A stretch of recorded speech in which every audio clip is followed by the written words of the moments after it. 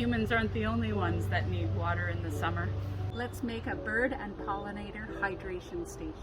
I'm here visiting my mom and dad with my daughter Haley. Say hi, guys. Hi. And we're gonna get some sand from Puddling Dish for the butterfly puddling dish. You need some simple ingredients, some kind of pan or tray. Little saucer is great. Use the little pots as a riser. You can use a pebble.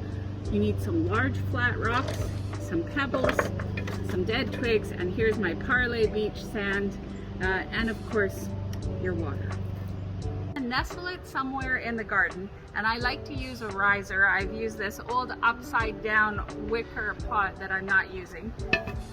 I'm making my butterfly puddling dish, so I'm adding garden mud, a couple of rocks, and I've added some beach sand to add more minerals. You want to bring the water up so that you can see the odd little bit of puddles, but basically it just looks like mud, and this is how the butterflies will absorb their minerals through their feet.